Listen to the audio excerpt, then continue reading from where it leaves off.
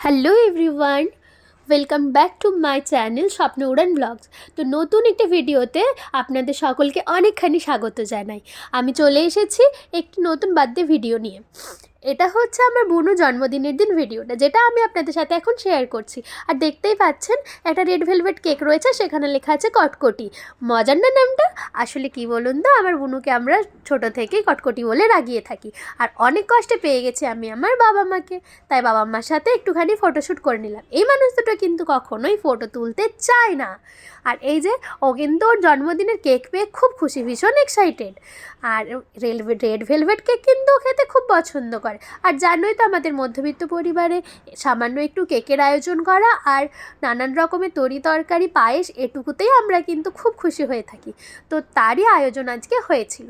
সারাদিনের ভিডিওটা আমি নিতে পারিনি, পরপর যা ঠান্ডা পড়েছে বুঝতেই তো পারছেন, আমার শরীরের অবস্থা খুব খারাপ হয়ে গেছে।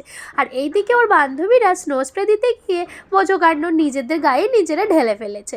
আর ও এতটাই কেক ভালোবাসে যে নিজের কেকটা কেটে বাবা মাকে খাওয়ানোর আগে ও নিজেই একে টেস্ট করে দেখছে যে কেকটার টেস্ট কেমন।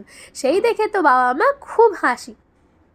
আর এই যে ও পরপর বাবা মাকে কেকটা খাইয়ে দিল, তারপরে নিজে আবার কেকটা টেস্ট করে নিচ্ছে। সাথে সাথেই কিন্তু ও এত এক্সাইটেড হয়ে গেছিলো, ভাবতেই পারিনি, যেহেতু ওটাও সারপ্রাইজ পার্টি ছিল। সেরকম পার্টি বলে তো কি, কেক ছিল, একটু কোল্ড ড্রিঙ্কস ছিল আর ওর পছন্দের সমস্ত খাবার, যেটার ভিডিও আমি আপনাদেরকে দেখাতে এই মুহূর্তে পাচ্ছি না।